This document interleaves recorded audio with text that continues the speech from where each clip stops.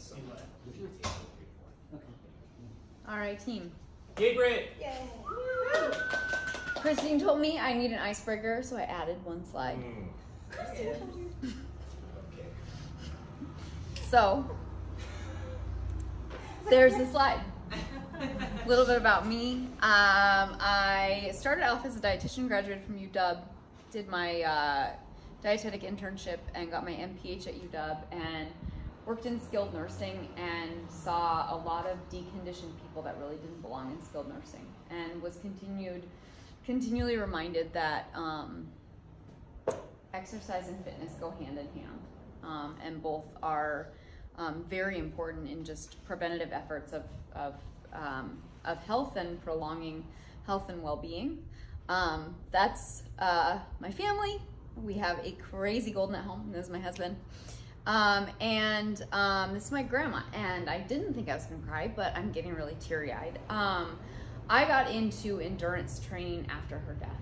I needed something beyond myself to just do, to get out of my own head. And so I started training for a marathon and haven't stopped since.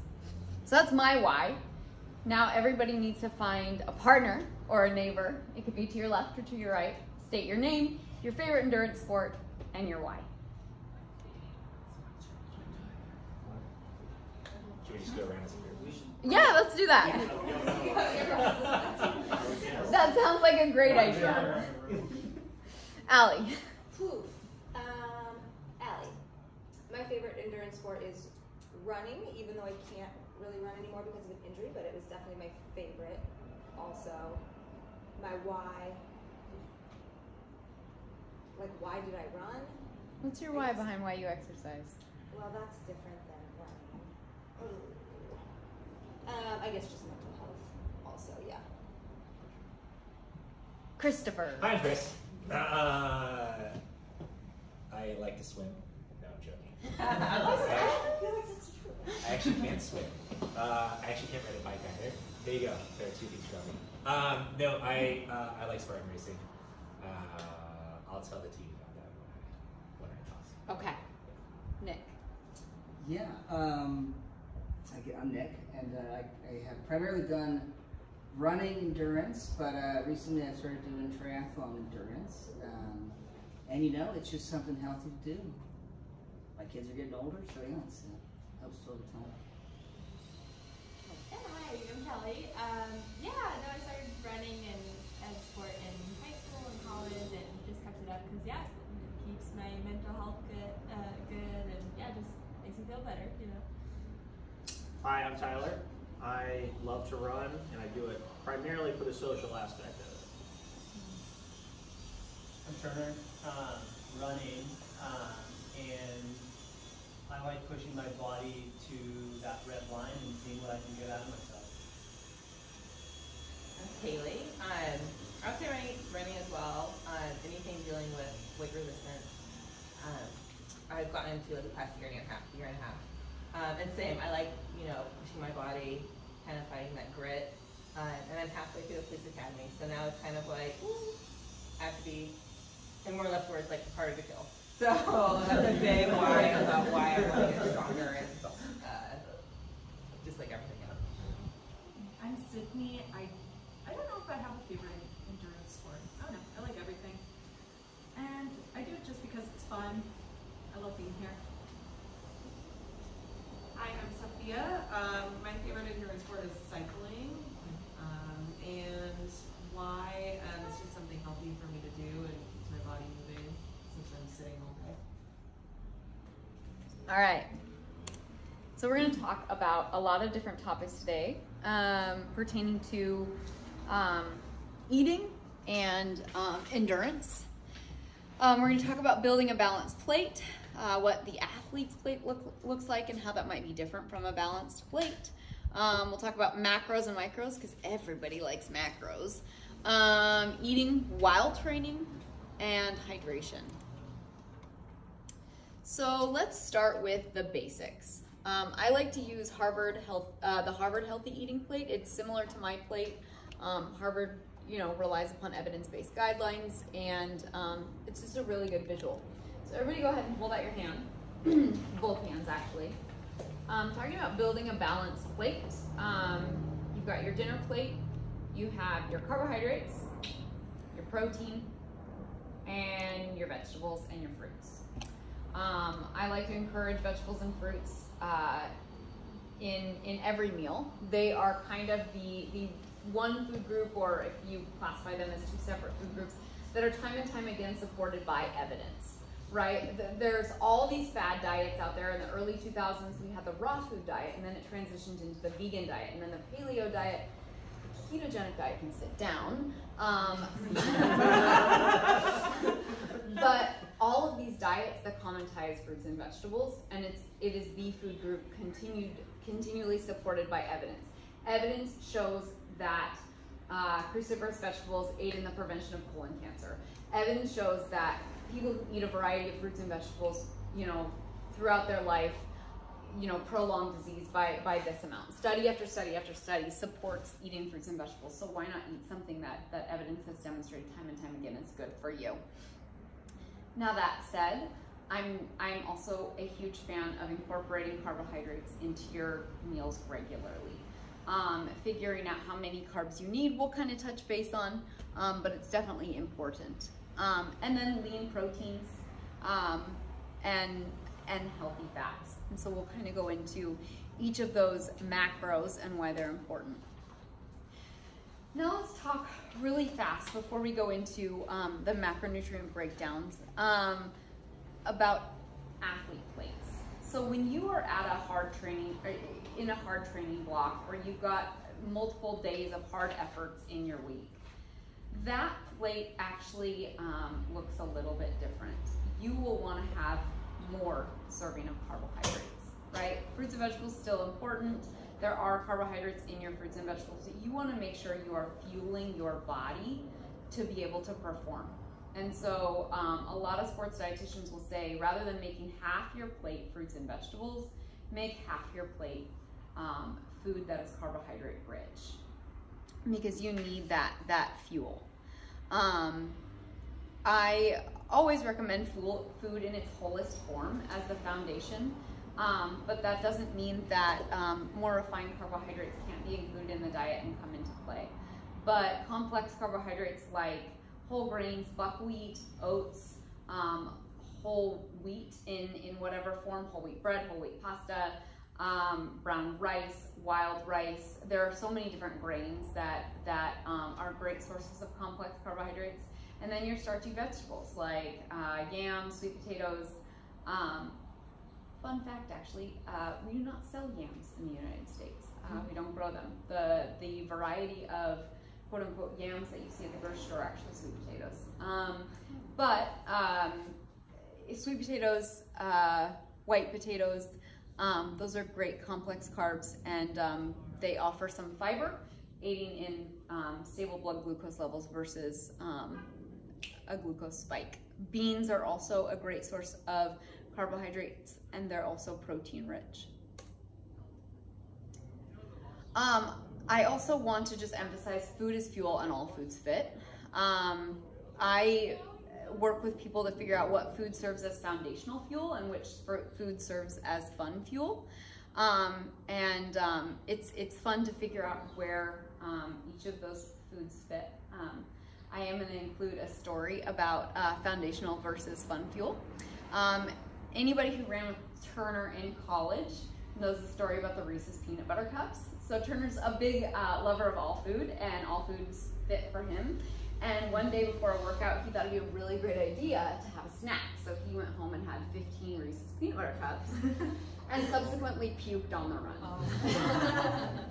Oh. So that definitely is not foundational fuel for him, but we still stock our house with Reese's, and it's definitely fuel that we enjoy, but may not be something to consume prior to a workout. So more on basics. It's just really important to eat. I work with a lot of kid athletes that get nervous prior to races, and so my recommendations are plan your meals around your workouts. Figure out what works for you during those workouts, right? So workouts are often endurance efforts that mimic a race. So you can do a bike workout or a running-based workout. Plan your meals around those workouts and use those to mimic your race. Typically, high-fat and high-fiber foods are not great ones to eat prior to endurance efforts, just because they take longer to digest. And so figuring out what your pre-workout / pre-race meal is will be a good idea. Don't skip the pre-workout fuel, and then on race day, really push through those nerves. I know a lot of high school athletes, sometimes they'll skip lunch, they've got the pre-race butterflies, and it does not bode well.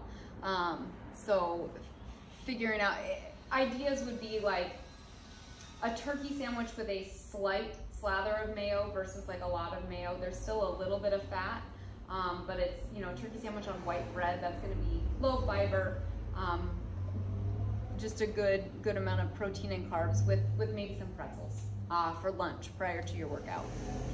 Or if you're running in the morning, 2 pieces of toast with a thin slather of peanut butter and a banana.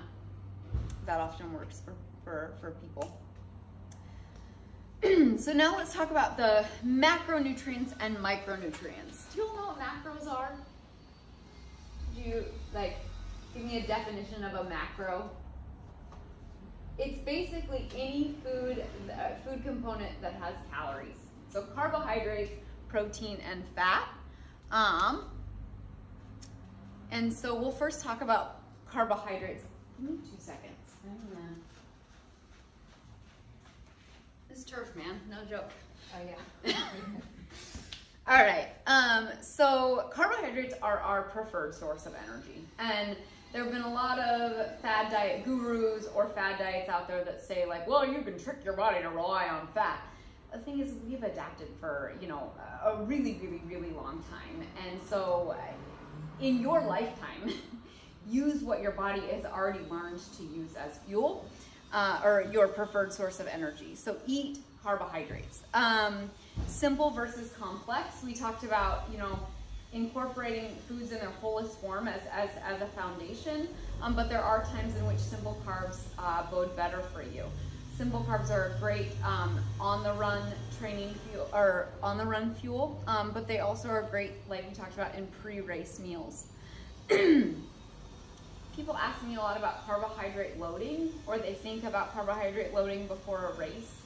I want to break down that definition just a little bit. Oftentimes people think carb loading is eating this really heavy meal, like this heavy carb-based meal prior to an endurance bout. But actually it's recommended that you get a rich source of carbohydrate, a high amount of carbohydrates 3 to 4 days prior to that event for those days leading up to the event. Also, athletes often find, or people will often find, that heavy meal prior to the endurance event does not bode them well. They don't sleep well. Our bodies don't sleep well on a big heavy meal. So I often recommend athletes consume a heavier meal at lunch. It gives their body time to process and store those carbohydrates to be used the next day still, but it's not something they're going to eat and then try to sleep on. So just different ways to get in enough carbohydrates before that endurance event is fun to figure out, and I'd be happy to help you.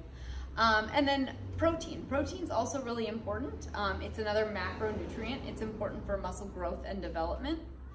I often recommend a range of consumption between 0.8 grams per kilogram, which is the RDA, the recommended daily allowance. I will say that is a very, very low amount, and it was set really to prevent protein malnutrition.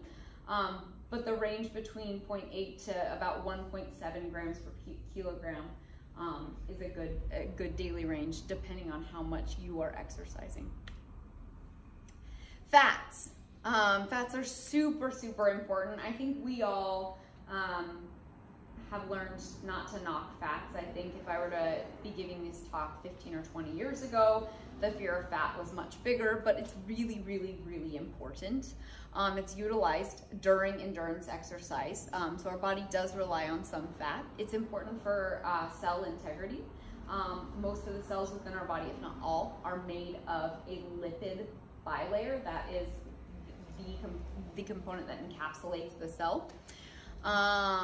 It's important for absorption of fat-soluble vitamins. We'll talk a little bit about a fat-soluble vitamin that in the Pacific Northwest we do not get enough of. It's important for brain development, inflammation regulation, and blood clotting. Table that inflammation regulation, and we'll talk about it here. So which fats to eat? So it's important to get fat from a variety of sources. I recommend an emphasis on polyunsaturated fats and monounsaturated fats found in plant oils, fish, nuts, seeds, avocados, and olives. There are two essential fatty acids that our body doesn't make. Our body doesn't make omega-6 fatty acids, and our body doesn't make omega-3 fatty acids. I assume you all have heard about the importance of omega-3s and why they're important, why to get them in the diet. So here's the thing, both omega-6s and omega-3s aid in inflammation, the inflammatory process, and pro-inflammation. And we need that, right? When there's an infection in our body, we need that inflammatory response to be able to take care of that infection. Omega-3s also aid in the down-regulation of inflammation. So not only do they help in the onset of inflammation, but they also aid in attenuating that inflammation. Omega-6s only aid in the onset. We often consume more omega-6s than omega-3s, so I think further emphasizing fatty fish, seeds like flax seeds, hemp seeds, walnuts, chia seeds, and then I said walnuts. Something you can do pretty inexpensively. Do you all like nut butter? Awesome. So Trader Joe's has figured this out and has ramped up the price on their flax chia mixed peanut butter. I think they might do an almond butter too, but you can go buy a bag of flaxseed and mix it into your peanut butter for a lot lower of a cost, and actually increases the omega-3 to omega-6 ratio. It's also a good source of fiber. But further, just emphasizing a focus on getting in those omega-3s is really important. I would say limit solid fats. Again, all foods fit. Butter and coconut oil are delicious. I enjoy them on baked potatoes, on toast, but being mindful of intake, just because research has demonstrated saturated fats do play a factor in heart disease and are pretty inflammatory. And same with trans fats. Trans fats are made unsaturated by food chemistry, but research has demonstrated they're not super good for you. So just don't avoid them like the plague, but limit them in the diet. All foods fit, but put a further emphasis on eating whole foods as able. We'll talk a little bit about micronutrients, specifically the ones that are important for endurance athletes. Iron is super important. There are three main reasons as to why endurance athletes are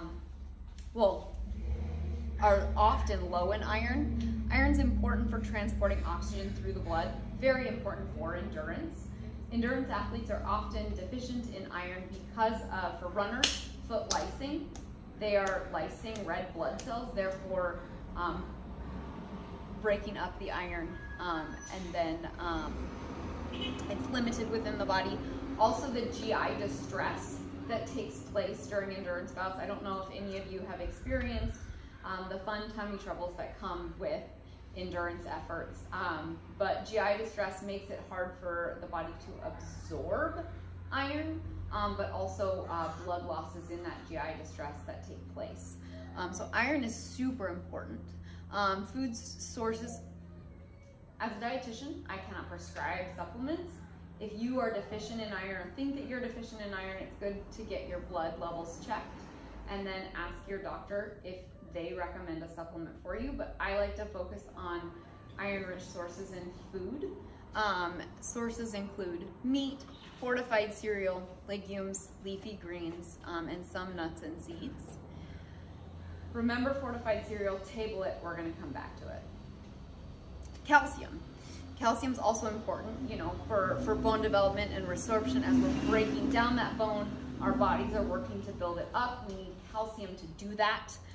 Sources include fortified dairy products, dairy products, sardines, some leafy greens, and fortified dairy alternatives. So I said calcium is found in dairy and fortified plant milks, right? Do y'all remember Total cereal? Yes, no. So most cereal's fortified with vitamins and minerals. It's a really great way of getting your vitamins and minerals. And what's nice is cereal is a food, therefore it's regulated by the FDA. Therefore we know what is stated on the boxes, the ingredients, are the ingredients in that food. Iron and calcium compete for absorption because they hook onto the same receptor.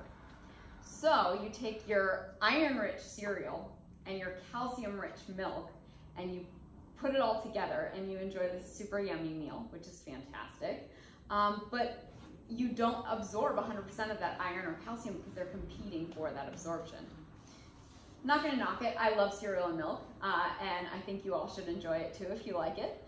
But if you're using fortified cereal as a means of getting your iron in, enjoy it at breakfast and then enjoy it later in the day in the form of a trail mix.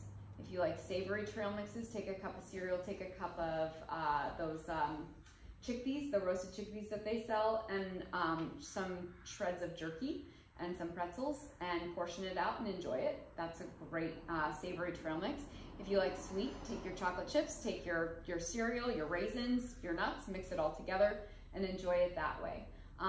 But you're enjoying it that way outside of pouring a bunch of calcium on it, and so you'll absorb it better. If you like vitamin C, things like bell peppers, oranges, orange juice, iron is best absorbed with vitamin C. And then we just don't get enough vitamin D here.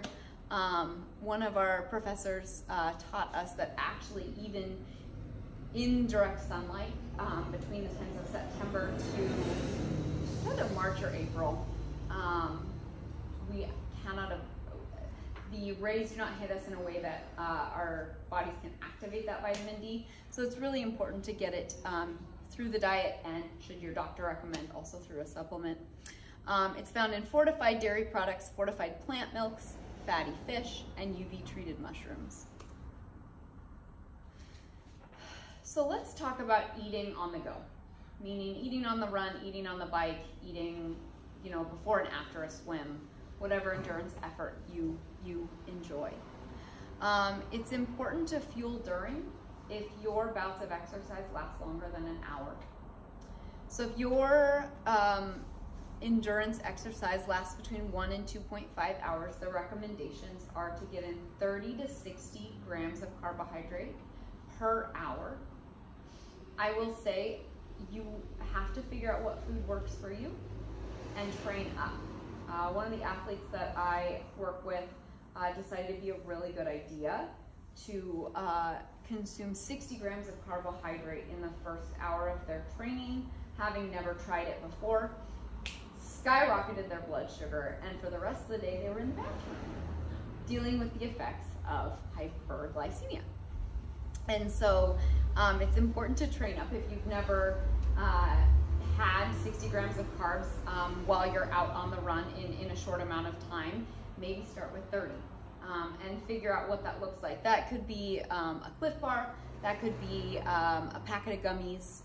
We'll talk about training fuel in just a second, but definitely build up and also find your sweet spot. Just because the recommendations are 30 to 60 grams doesn't mean 60 grams works for everyone. It's figuring out what works for you. If your endurance efforts last longer than 2.5 hours, you need about 80 to 90 grams of carbohydrate per hour.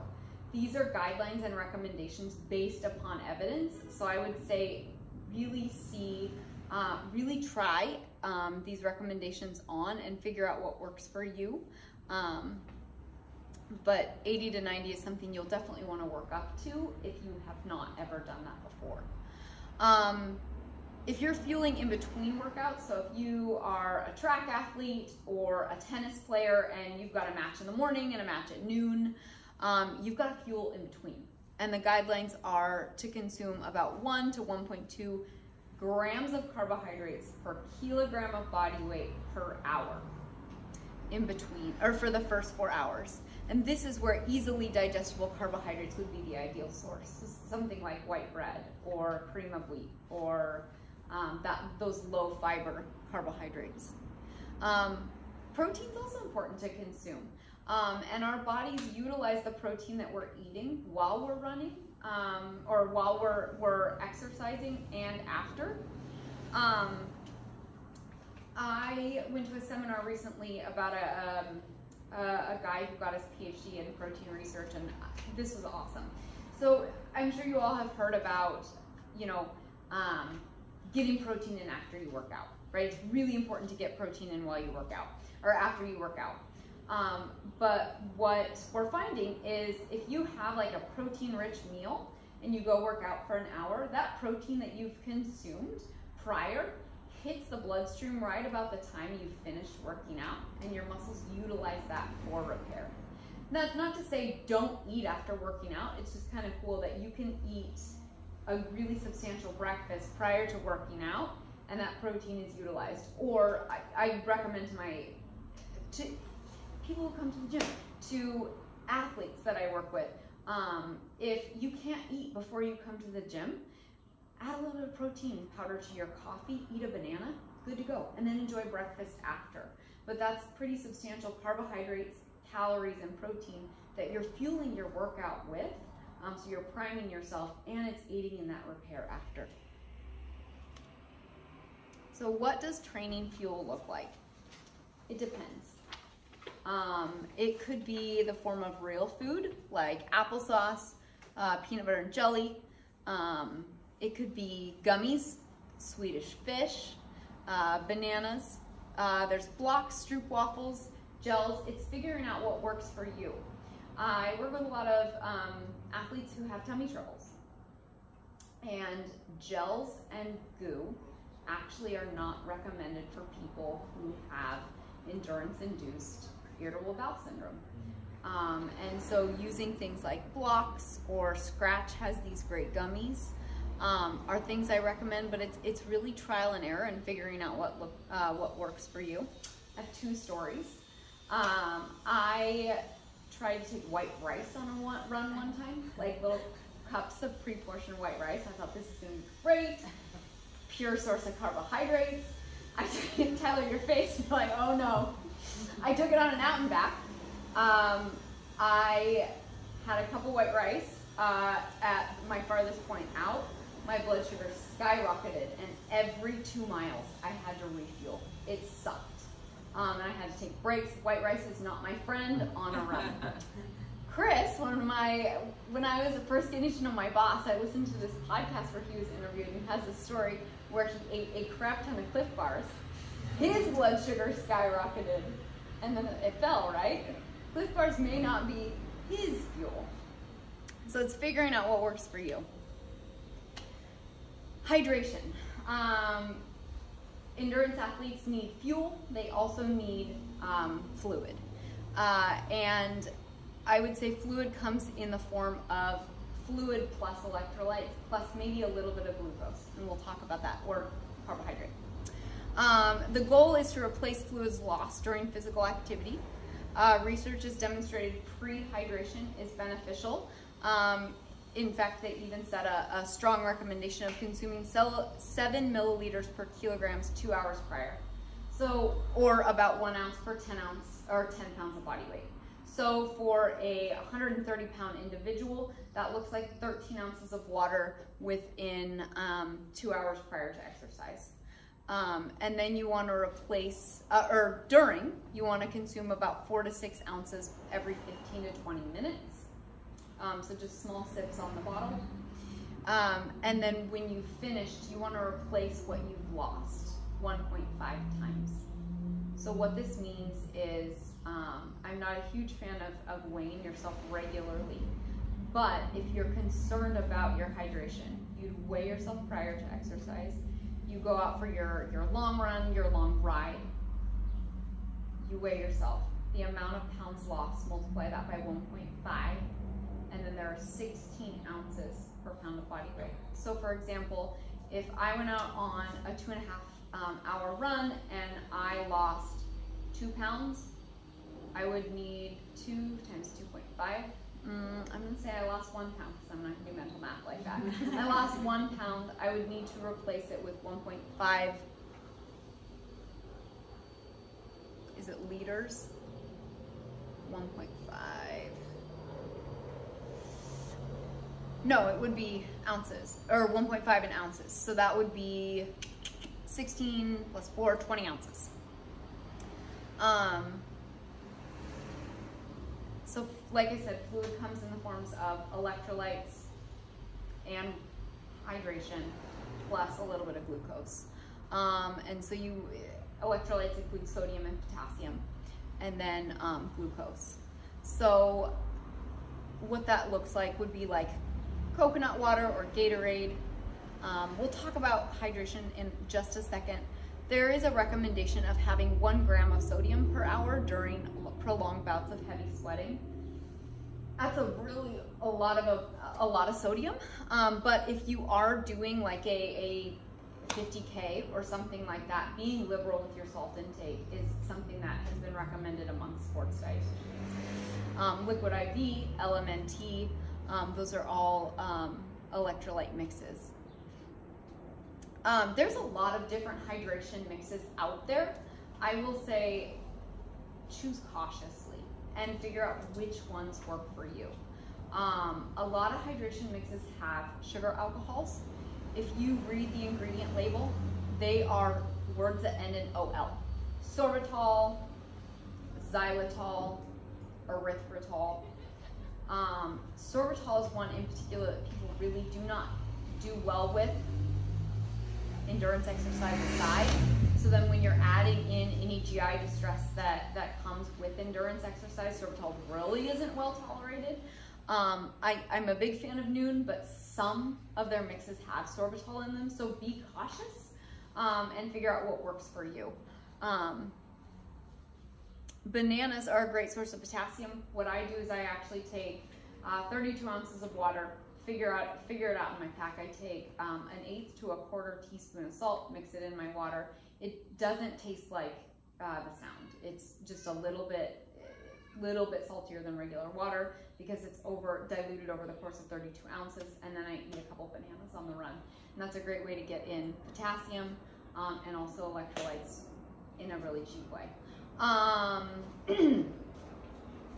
1/4 teaspoon has about 500 milligrams of sodium, so be cautious with the amount of salt that you're adding to it. I will also say the hydration mixes with a higher amount of sugar are not often well tolerated over a longer endurance bout. It's better to have food as fuel and electrolytes in your hydration, but limited glucose. In the end, we're all different and it depends. I would be happy if you are partaking in endurance events. I know we offer nutrition consults through SSP. I'd be happy to sit down with you and help you figure out what fuel works for you because we really are all different and it depends. To recap, all foods fit, eat a balanced diet, eat while you train, eat like you train. I tell so many of my athletes who forget to eat after they work out, eat like it's your darn job.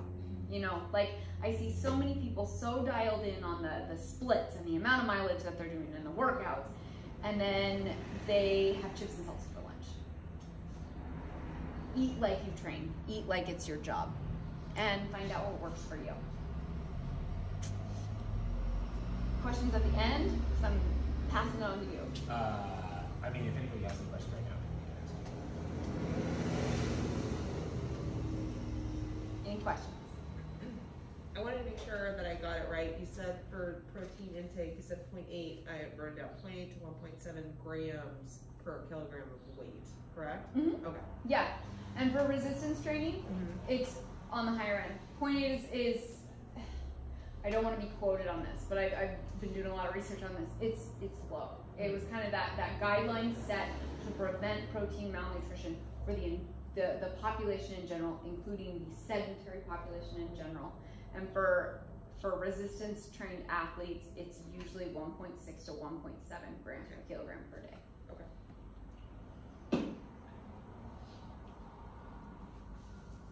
Sweet. All right.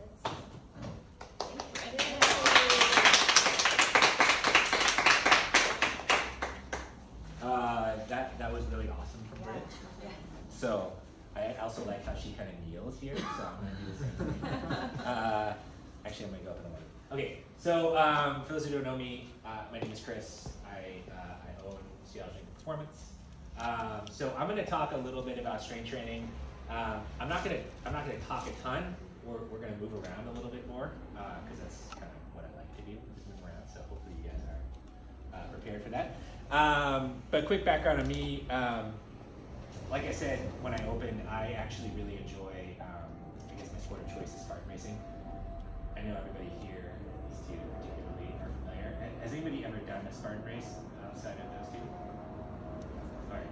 So I'll tell you a little story about how I got into it. It's a super interesting sport. And actually, when I first started doing it, it felt a lot more like Wild West. They're just kind of making shit up on the fly.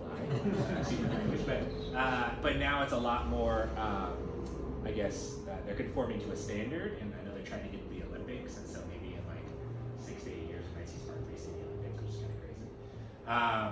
But really, like, it's an interesting sport because you have to train so many different things when you Spartan race.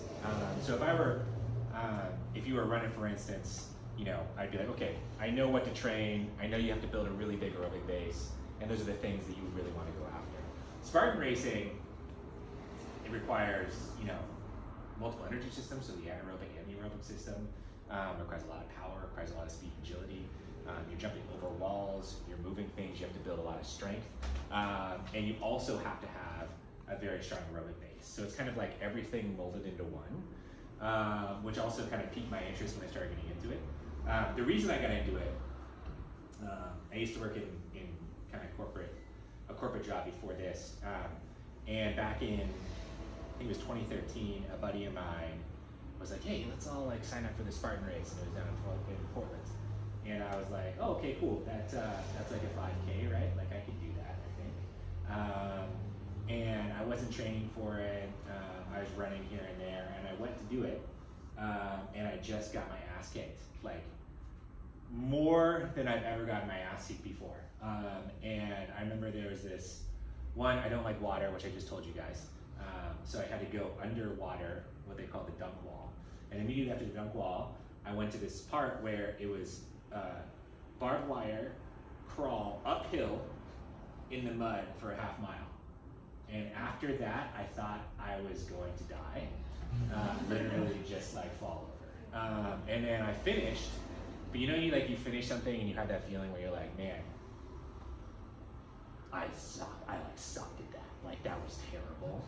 And I hated it. And a lot of people will react to that in a way that's like, I'm never gonna do this again. I'm just like really stubborn and I hate not being good at things. And so, so I was like, no, screw that. I'm gonna come back and do it bigger and better than ever, right? So next races I'm gonna do something called the Spartan Trifecta, which is like every race distance. They have a long race distance called the Beast, which is like a half marathon, 40 obstacles, a super mid distance, and a sprint. And so if you do all three in the race year, you get this like special trifecta medal. And so that was my goal. In 2016, I did it for the first time, all three distances in the year, and it was great. And every year I've been doing it. Last year in Hawaii, I did all three in a race weekend. So I did the Beast on one day, and then I did the Super and the Sprint the next day.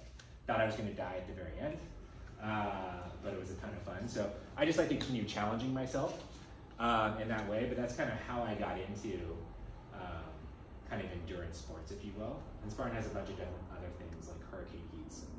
I can tell you about those things.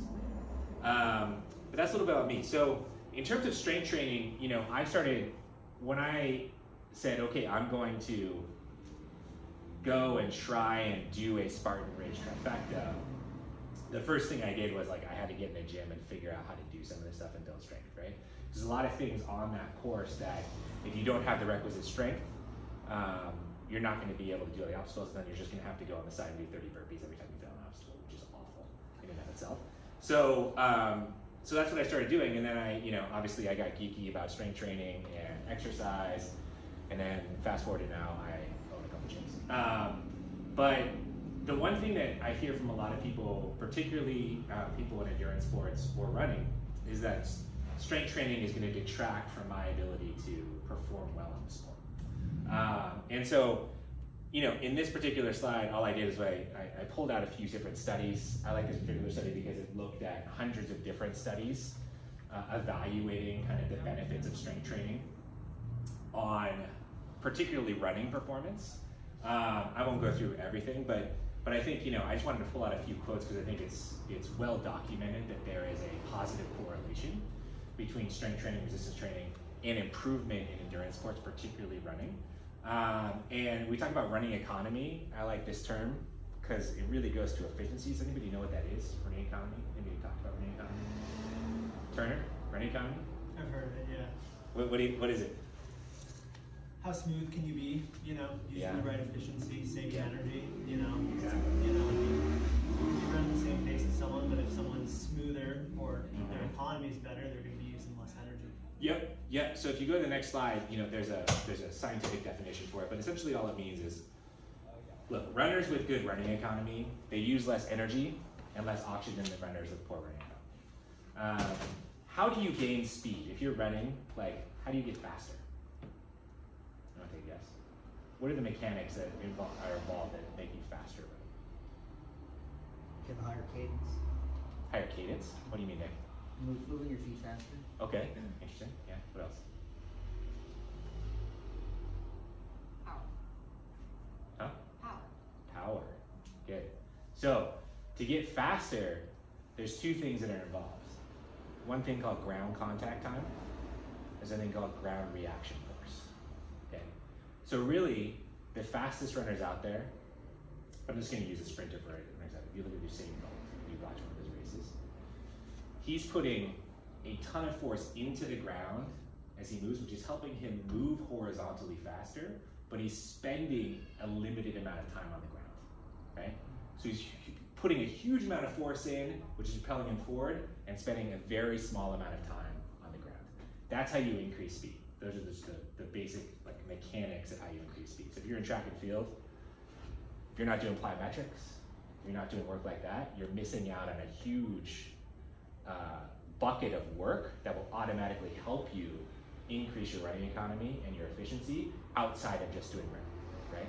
And so that's just one example that I want to use of why strength training or resistance training in some aspect is super important.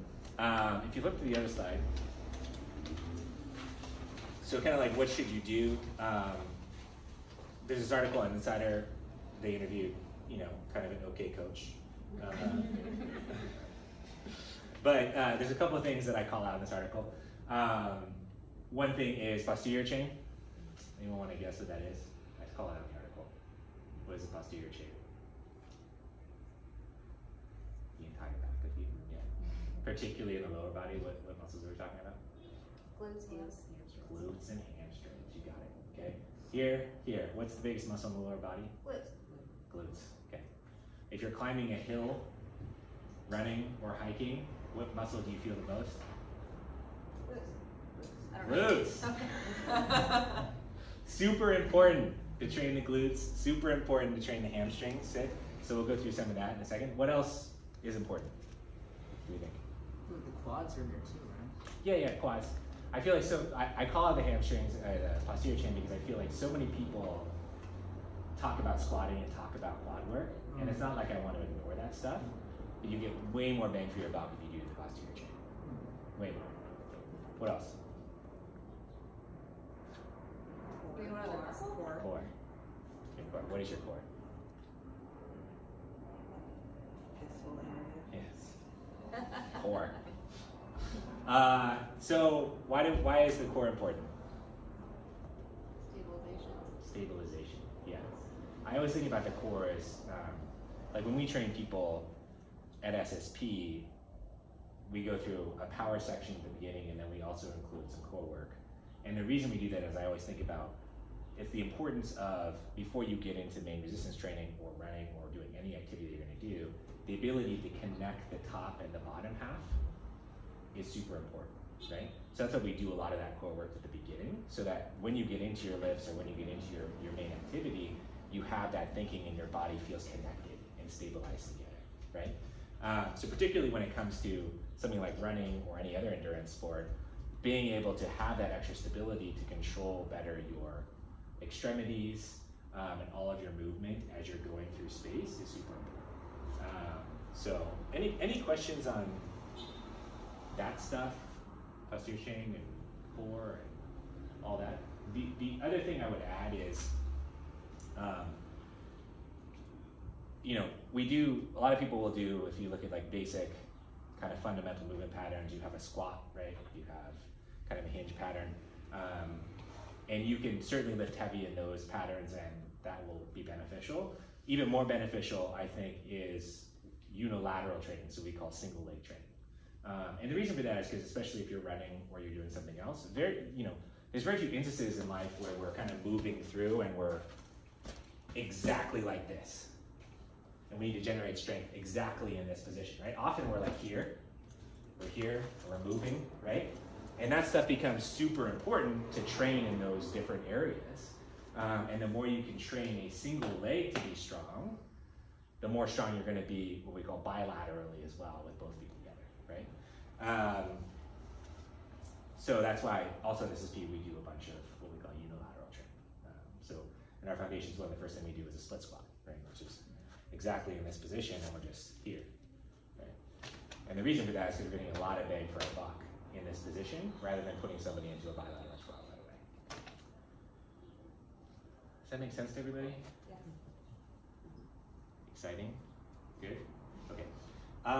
Let's do a couple things. You guys want to say that?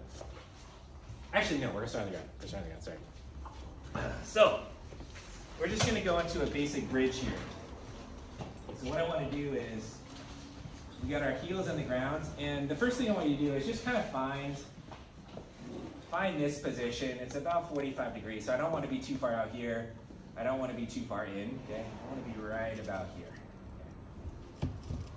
So we're going to drive our heels in the ground. Now all I want to do in this position is we're just going to drive our hips up off the ground. So at the top, we're going to feel like we're fully extended to the hips. We can't go up any further, and then we're going to come back down, okay? Right here, up and down. So I want you to do 10 to 12 reps here, just in this position. Hold for about a second at the top every time.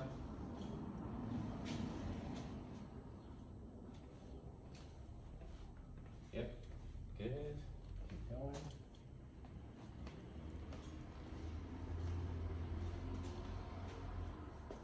Good, give me a couple more. And stop, okay. So, everyone knows what a glute is, right? Okay. Who felt their glutes doing that?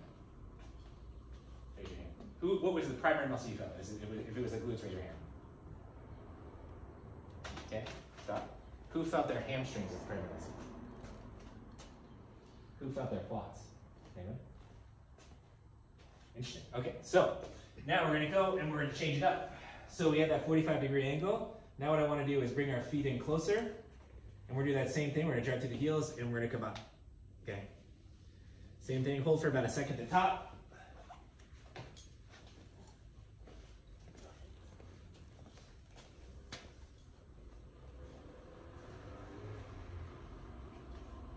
Good, keep going.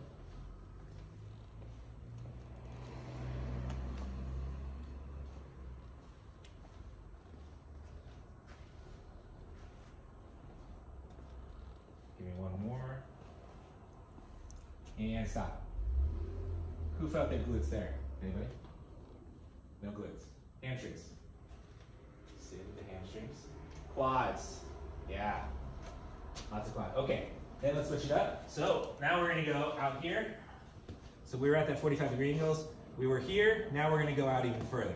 So this angle probably looks like 60 degrees, 65 degrees. We're still going to push through the heels and up. Okay, every time.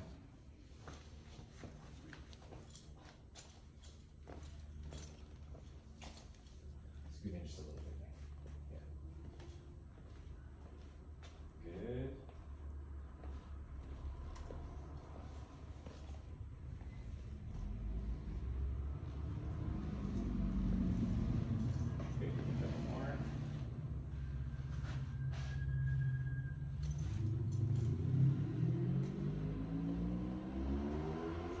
stop. All right, who felt their glutes there? Anybody? Quads? Hamstrings. Everybody got the hamstrings. Good. Okay. Lower back. Go a little back a little bit. Okay. So I like this exercise because one, we're engaging our entire kind of lower body posterior chain, right? Two, it also teaches people about their own body. Okay. Because a lot of times you'll hear people come down and they'll be like, okay, well, to fire the glutes, we got to get in this particular position, and then we're gonna fire in here. Not everybody fires the glutes there. Everybody's a little bit different. Everybody's bodies work a little bit different. Okay. So I like this because if you're doing a basic bridge, like, okay, well, this is going to be a foundational movement for me as I start strength training. You want to know which position for your body is going to be the best one to be able to hit the glutes, which position for your body is going to be the best one to be able to hit the hamstrings, and then when you feel the quads, right? So that's super important. The other thing, let's switch over. I'm going to go into a hands and knees position quadruped. So what I want to do here is we're just going to do a basic bird dog, which means we're going to use the opposite hand, the opposite leg. But I want to kick the heel out, and I want to create a fist in this hand, because we're going to try and create as much tension through the core as we can. Okay, so if we're here, and I extend out, I should be able to create a nice straight line with the body and hold that position. Okay, just hold it. I want the heel to be kicked out.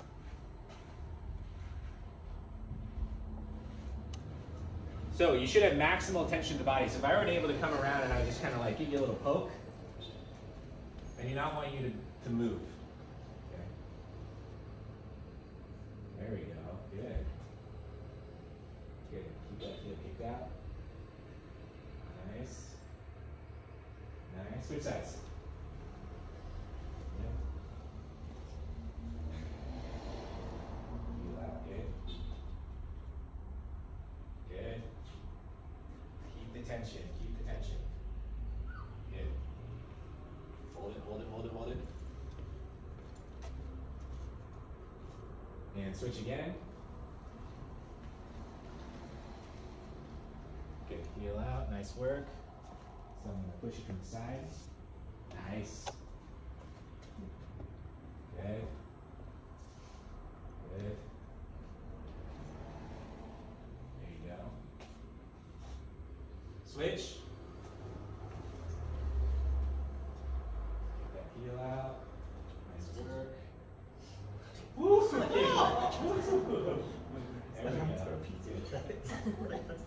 Sophia. 2, 1, and stop. Woo! Everybody feel their core fire there? We all good?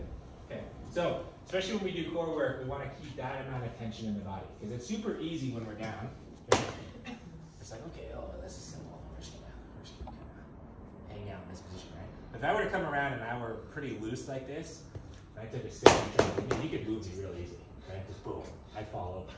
Okay. So you want to make sure you're keeping tension, bracing the core, coming back up. Go ahead and stand up for a second. So we'll talk about bracing for a second. What is bracing? Anybody know? What are the things? So if I said Nick, I want you to engage your core. What does that mean? Strength, like tighten my muscles. Yeah, yeah. What would you do though? What would I do? What would you engage your core? What would you do? Flex. Yeah. Flex. What does that mean though? Activate my muscles. Yeah. Yeah. Well, like, what would you do? What is the act that you would do? Would you like pull it in, or would you tense up? I guess it's kind of a combination of both. Okay. Yeah. What would you do? Yeah, like sort of bring it in and kind of muscles. Yeah, you kind of like draw it up, right? Yeah. Okay, that's not what I want you to do. So what is bracing? What do we think? What's the act of bracing? Contract like you're waiting for a sucker punch. Like you're waiting for a punch, okay? So instead of drawing in like this, what I want you to do is actually create some outward pressure so that if somebody were to hit you here, you're taking that pressure and you're absorbing it, okay? Like somebody's gonna punch you in the stomach. So everybody try this. Let's brace, let's brace. Let's brace. There you go, Nick, I can see the tension. Yeah, that's what we want, good, right? Keep bracing, keep bracing, keep bracing. Everybody should be struggling here. Should be hard to brace. Should be hard. Come on, Turner. Brace. Oh, there we go. I like it. Brace, brace, brace, brace, brace. There, Sid. Good. More, brace. There you go. Brace, brace, brace. There, Kaylee. Nice. Brace, brace. Nice. Brace, brace, brace. There we go. Good. And relax. Whew. Okay. So, especially when we're lifting weights, that brace becomes super important. Okay. So before we go into a squat, if we're like holding a kettlebell, I want to get a nice brace. Have that brace position. Squat. Exhale as I come back up before I go into that next round. Okay. Last thing, let's all find a part of the wall here. And we're going to get into like a little bit of a lean situation. So it's going to be right here. Okay. That little wall. Wherever you can. Use the sound panels if you want.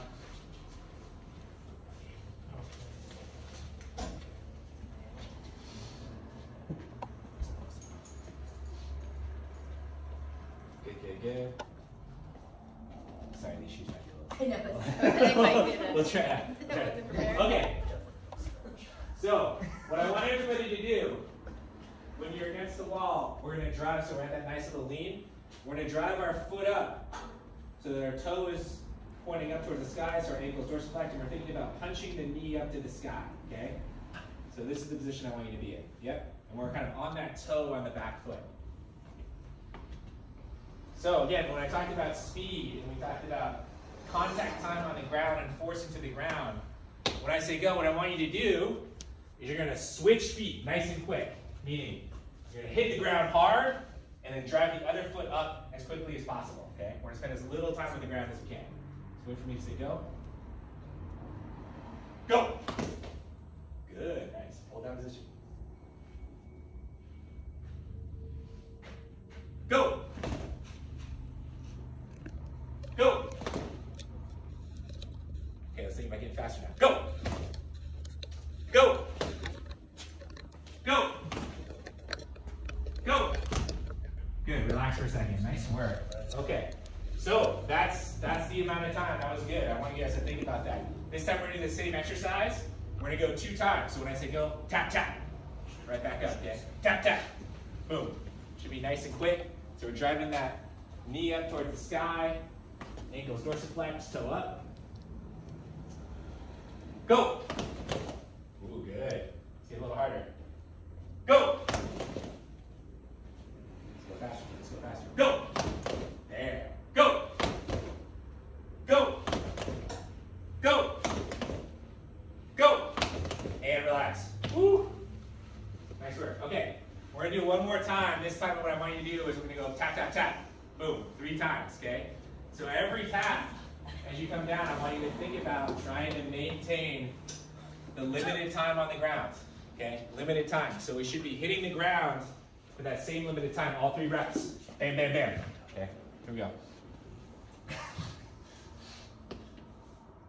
Good. Toe up, dorsiflexed, good. Go! Ooh! I know. Go! Go! Okay, we're going to do it a couple more times. I want to see if you can go a little faster here. Go! Oh, good. Last one, last one. Go! And nice, relax. Nice work, team. That was awesome. All right, go ahead. Sit back down. So those are some, that's just an easy drill that you can do on your own even. It's a pretty basic plyometric drill, okay? Make sure that we're just driving the toe up, ankles dorsiflexed, and we're trying to spend as limited time on the ground as possible, okay? But doing stuff like that or other plyometric work that we do will definitely help improve your speed without actually having to go out and run or do any of the activity that you want to do. Any questions? Is that helpful? Yeah. Sweet. Okay. Any questions for Britt? Follow-up questions? No? No. Makes sense? Britt, we're like right at pretty much 75 minutes. Lunchtime. We did it. All right, thanks everybody. That was awesome.